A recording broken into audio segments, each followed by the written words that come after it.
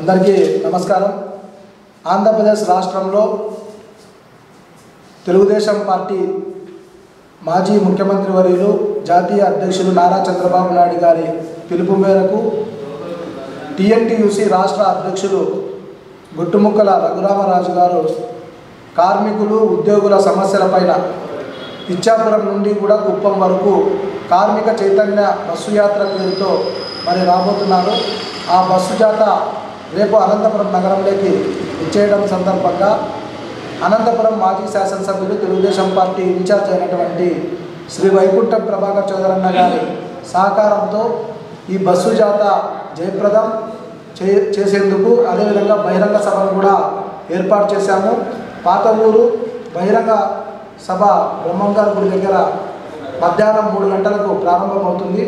ఈ బహిరంగ సభలో కూడా ఉద్యోగులు, కార్మికులు, ఆటో కార్మికులు, టైలర్సు, భవన నిర్మాణ కార్మికులు ప్రతి ఒక్కరూ కూడా ఈ కార్యక్రమంలో పాల్గొని జయప్రదం చేయాలని చెప్పేసి కోరుతున్నాం। ముఖ్యంగా ఆంధ్రప్రదేశ్ రాష్ట్ర ముఖ్యమంత్రి జగన్మోహన్ రెడ్డి గారు అధికారంలోకి వచ్చిన తర్వాత ఉచిత ఇసుకను కేజీల ప్రకారంగా తూకం వేసి అమ్మేటువంటి ఈ పథకం తీసుకొని రావడం వల్ల అనేక మంది భవన నిర్మాణ కార్మికులు రోడ్డున పడ్డారు।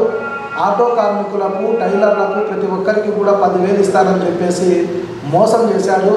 అందుకనే కార్మికులకు అండగా దండగా తెలుగుదేశం పార్టీ ఉంటుందని, మంచి జరగాలన్నా, మంచి ప్రభుత్వం ఉండాలన్నా అది తెలుగుదేశం పార్టీతోనే సాధ్యమవుతుందని చెప్పి ఈ కార్మిక చైతన్య బస్సు యాత్ర కార్మికులకు అండగా నిలవాలనే ఉద్దేశంతో చేపడుతున్నాం। కాబట్టి అనంతపురం నగరంలో ఉన్నటువంటి కార్మికులు, ఉద్యోగస్తులందరూ కూడా ఈ బస్సు యాత్ర హాజరయ్యి జయప్రదం చేయాలని కోరుతున్నాం।